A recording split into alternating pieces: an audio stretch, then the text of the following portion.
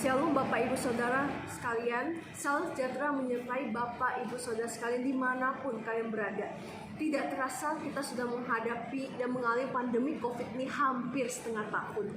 Harus kita akui dengan jujur dan terbuka, begitu banyak tantangan pergumulan yang sedang kita hadapi di tengah-tengah kondisi pandemi ini. Perjolakan pergumulan ini bukan semakin rendah, tapi justru semakin meningkat, dan bahkan sampai akhirnya pun kita menjadi depresi, stres, dan bahkan frustasi di tengah-tengah kondisi pandemik seperti ini. Tanpa dipungkiri sadar atau tidak sadar, pada akhirnya pun kita susah dalam menghadapi setiap persoalan di tengah-tengah kondisi seperti ini. Menurut artikel psikologi, ada beberapa ciri-ciri orang stres dan depresi, yaitu yang pertama, orang tersebut cenderung merasa putus asa dan menyalahkan diri sendiri. Misalkan, ketika kita menghadapi setiap persoalan, apalagi nih ya, terutama pandemik ini, begitu banyak pergumulan tentang keluarga, tentang ekonomi yang semakin menipis, pergumulan tentang pekerjaan, kita bingung, kita cari kemana nih? Gue harus cari gimana kerjaan aku gitu.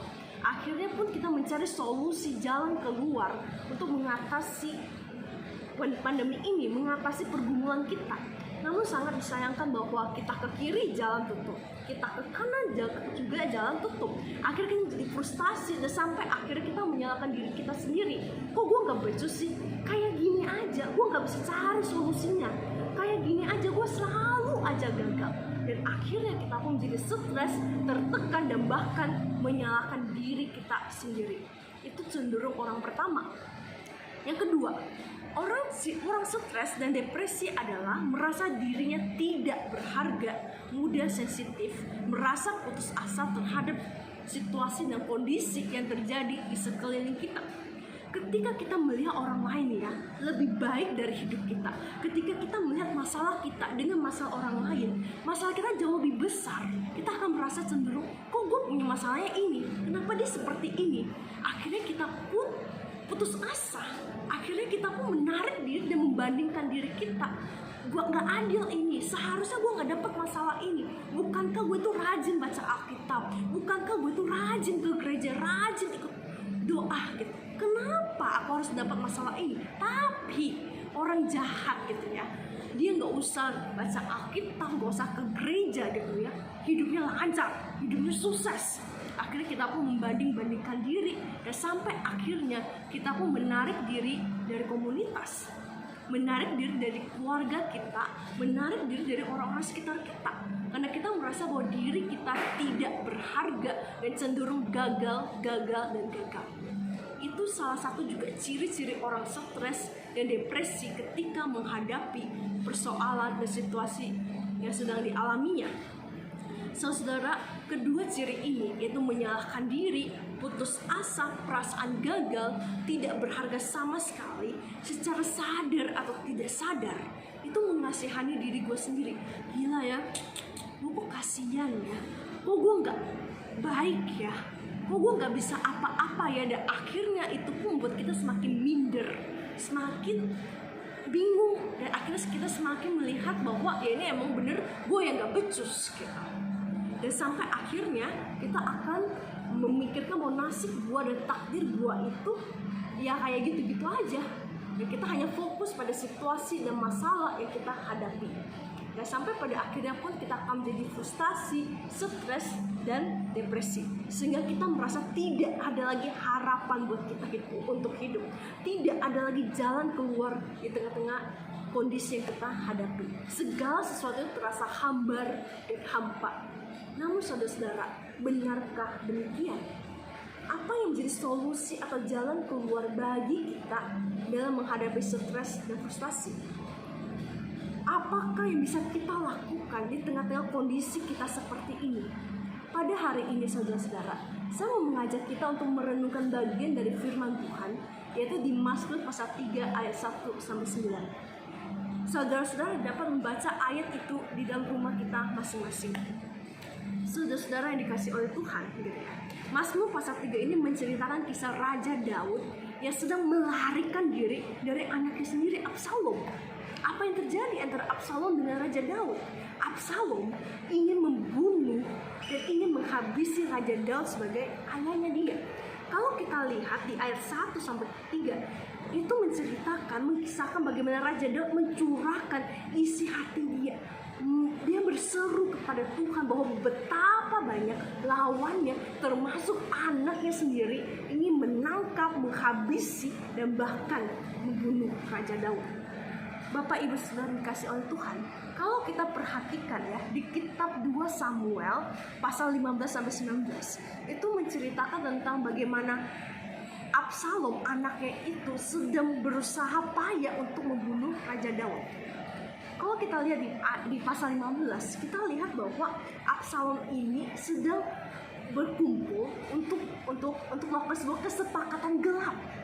Dia ingin menghasut bangsa Israel untuk berpihak pada dia. Dia memfitnah Raja Daud dan bahkan dia ingin menghabisi Raja Daud habis-habisan sampai Raja Daud itu mati. Bayangkan, kalau kita di posisi Raja Daud, bukankah itu suatu hal yang miris? Saya yakin bahwa Raja Daud di dalam posisi itu bukanlah hal yang mudah. Pasti posisi Raja Daud juga adalah posisi yang kecewa, sedih, atau campur aduk. Kenapa? Anaknya sendiri, anak yang dia kandung ingin menghabisi nyawanya dia. Bukankah itu hal yang sangat menyedihkan, saudara? Saudara-saudara yang dikasih oleh Tuhan, saya mau coba kita bayangkan gitu ya. Coba kalau hidup kita ini diposisi oleh Raja Daud. Suatu kali ada saudara terdekat kita, orang yang kita kasihi itu datang tiba-tiba memfitnah kita. Dan bukan hanya memfitnah, menghasut kita. Dan bukan hanya sampai situ, bahkan orang itu berusaha untuk menjebloskan kita ke dalam penjara. Orang ini, saudara yang kita kasihin, sungguh-sungguh ingin menghancurkan kita habis-habisan, tidak ada habisnya, sampai kita benar-benar mati. Bagaimana perasaan saudara kalau itu terjadi dalam hidup kita? Saya yakin bahwa pasti saudara pasti akan jengkel. Tapi bukan hanya jengkel, pasti marah, kesel, emosi. Dan bukan hanya sampai itu, mungkin di antara kita akan sampai stres, depresi, dan frustasi. Bahkan kalau orang yang kehilangan akal ya, orang itu pun bisa akan memutuskan untuk bunuh diri. Kenapa? Orang yang gue kasih aja ingin membunuh gue gitu. Apa gunanya gue hidup? Mending gue mati aja. Kita pasti akan memiliki perasaan yang campur aduk dan tidak karu-karuan. Dan itu yang bisa kita rasakan, bukan? Sebenarnya apapun yang kita rasakan, itu juga yang dirasakan oleh Raja Daud. Ada perasaan campur aduk di situ. Namun meskipun Absalom ini pengen membunuh Raja Daud gitu ya, tapi Raja Daud tidak stres. Kalau kita mungkin stres, tapi Raja Daud tidak stres, tidak frustasi. Tetapi sebaliknya ada dua respon yang diberikan oleh Raja Daud di dalam kondisi yang dihadapi. Apa itu responnya? Yang pertama, Raja Daud melihat bahwa ada Tuhan yang memegang kendali dan menopang kehidupan manusia. Meskipun Absalom, anak kandungnya, darah dagingnya, berikhtiar membunuh Raja Daud, tetapi yang dilakukan Raja Daud apa? Dia datang ke Tuhan, dia mencurahkan isi hati Tuhan, dia berseru kepada Tuhan, dan dia menyerahkan segala persoalan kepada Tuhan. Karena Raja Daud tahu segala sesuatu yang terjadi dalam kehidupan dia tidak pernah luput dari kendali Allah. Dia melihat bahwa segala sesuatu ada Allah yang memegang kontrol. Hal ini bisa dilihat di ayat 5 sampai ayat 7. Di ayat 6 mengatakan dengan jelas bahwa aku membaringkan diri, aku tertidur, aku bangun sebab Tuhan menopang aku. Dia tahu bahwa ada Tuhan yang menopang dia, dan ketika dia bangun, ketika dia bangkit, Tuhan tahu segala sesuatunya karena dia adalah Allah yang memegang kendali. Raja Daud tahu dengan pasti bahwa Allah kita adalah Allah yang tidak pernah menutup mata dan membiarkan anaknya menjalankan persoalannya sendirian. Karena itu di ayat 7 dengan tegas Daud berkata apa? Aku tidak takut kepada puluhan ribu orang. Kenapa? Karena ada Allah yang bersama dengan aku, karena ada Allah yang memegang kendali dan dia menopang dan memelihara hidup aku di dalam setiap persoalan yang saya sedang hadapi. Wow, itu luar biasa bukan? Raja Daud memiliki respon yang sungguh-sungguh hanya percaya kepada Allah. Respon yang melihat segala sesuatunya dari perspektif Allah dan bukan perspektif diri dia.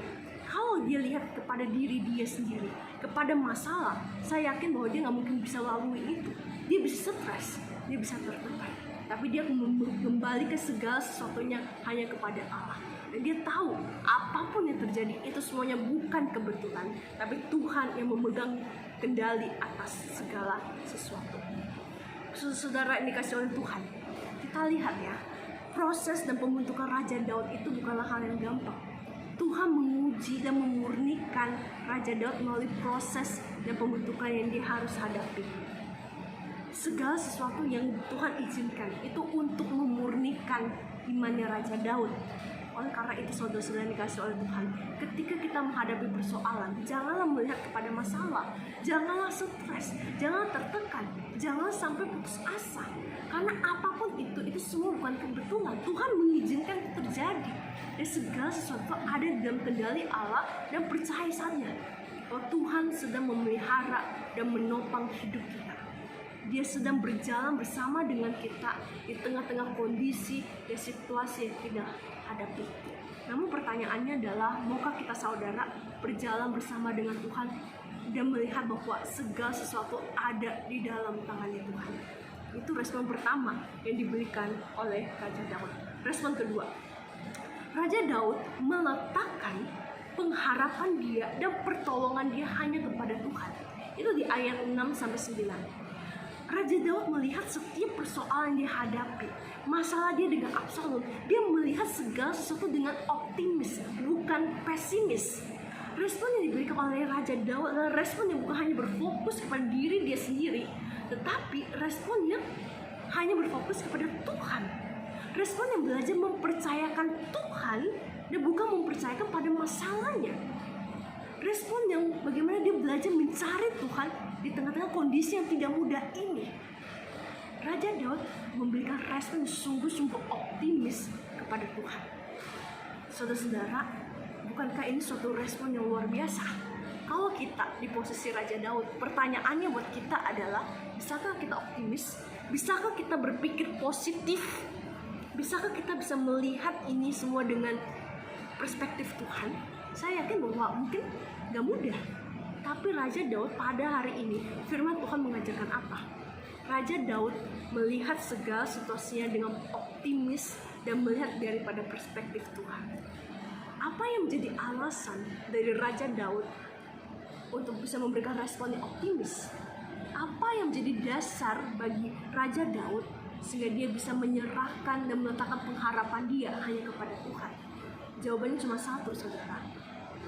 Karena Raja Daud merefleksikan dan mengingat setiap kebaikan Tuhan yang pernah Tuhan kerjakan dan sedang kerjakan di dalam kehidupannya dia. Itu adalah di ayat 8. Di ayat 8, Raja Daud merefleksikan bagaimana Tuhan pernah menyelamatkan dia dari musuh, bagaimana Tuhan berperang bersama dengan dia melawan musuh. Raja Daud mengingat setiap kebaikan yang pernah Tuhan kerjakan dalam hidup dia. Karena itu Bapak Ibu Saudara, itu yang menjadi respon dari Raja Daud. Karena Raja Daud lihat, Tuhan aja sudah baik dalam hidup aku. Kebaikan Tuhan itu tidak pernah ada habis-habisnya. Kalau Tuhan saja begitu baik di dalam hidup aku yakin Tuhan yang sama juga akan menolong aku, menyelamatkan aku dan menopang hidup aku di tengah-tengah kondisi yang tidak mudah. Kebaikan Tuhan menjadi dasar bagi Raja Daud untuk belajar berharap dan percaya kepada Tuhan. Saya tahu kepada siapa saya percayanya. Kenapa? Karena dia sudah melakukan begitu banyak hal kebaikan dalam hidup saya. Itulah respon yang diberikan oleh Raja Daud. Kebaikan Tuhanlah yang dia ingin. Karena itu Bapak Ibu Saudara sekalian, ketika kita menghadapi persoalan masalah, janganlah stres dan frustasi. Jangan fokus pada diri kita dan masalah. Fokuslah kepada Tuhan. Dan ingatlah kebaikan Tuhan. Saya yakin di dalam kehidupan kita pasti ada kebaikan Tuhan. Satu aja, sekecil apapun, pasti ada kebaikan Tuhan. Ingat itu. Kebaikan Tuhan menjadi menjadi dasar buat kita untuk menjalani hari demi hari, menjalani persoalan demi persoalan. Dan kebaikan Tuhan mengajarkan kita untuk tetap belajar percaya dan berharap sepenuhnya hanya kepada Tuhan. Itulah yang menjadi dasar pengharapan dan kepercayaan kita. Ingatlah akan kasih setia dan kebaikan Tuhan, bahwa Tuhan sedang bertindak dan mengerjakan segala sesuatunya di dalam setiap persoalan kita. Apapun yang sedang terjadi dalam hidup kita, Tuhan izinkan itu bukan dengan sengaja. Segala sesuatu tidak ada kebetulan. Segala sesuatu sudah dirancangkan oleh Tuhan, dan Tuhan izinkan itu supaya kita belajar berharap, percaya, dan mengingat setiap kebaikan Tuhan dalam hidup kita. Pertanyaannya adalah, maukah kita saudara berjuang bersama dengan Tuhan? Kita lihat segala sesuatu dari perspektif dan kacamatanya Tuhan. Dan ketika kita lihat ada masalah, kita berkata, aku bersyukur karena Tuhan kasih aku ini. Karena dengan ini aku bisa merasakan kebaikan Tuhan. Dengan ini aku bisa menikmati kasih setia Tuhan dalam hidup aku. Aku bersyukur dan berbahagia karena ada Tuhan yang bersama-sama dengan aku menjalani setiap persoalan demi persoalan. Maukah itu yang menjadi respon hati kita seperti Raja Daud? Raja Daud tidak pernah mengeluh, dia tidak pernah stres, tapi dia terus berharap dan mengingat kebaikan Tuhan dan menjadikan Tuhan satu-satunya penolong dan penopang dalam kehidupan dia. Hanyalah Tuhan yang menjadi jalan keluar, solusi bagi kita untuk kita menghadapi stres dan tekanan. Kita bisa mencari orang untuk meminta bantuan, tapi ingat satu hal, orang itu terbatas. Suatu orang itu bisa pergi, orang itu bisa meninggalkan kita, tapi Tuhan tidak akan pernah meninggalkan kita. Tuhan akan selalu hadir di dalam kehidupan kita. Dia berjuang bersama-sama dengan kita. Bapak, Ibu, Saudara yang dikasihi oleh Tuhan, Tuhan Yesus memberikan kita ujian, persoalan, bukan untuk mencelakakan kita. Apapun yang dia kerjakan, dia sedang lakukan, itu untuk mendatangkan kebaikan bagi kita. Di dalam Roma 8 ayat 28 berkata demikian, kita tahu sekarang bahwa Allah turut bekerja dalam segala sesuatu untuk mendatangkan kebaikan bagi semua orang yang mengasihi Dia. Tuhan sedang merajut hidup kita. Dia mendatangkan kebaikan buat hidup kita. Karena itu percayalah kepada Dia, biar Dia menjadi sandaran pengharapan dalam hidup kita. Karena itu Bapak Ibu Saudara sekalian, dimanapun kalian berada, lihatlah segala sesuatunya kepada Tuhan, carilah Tuhan. Dan kiranya kita berjuang bersama-sama.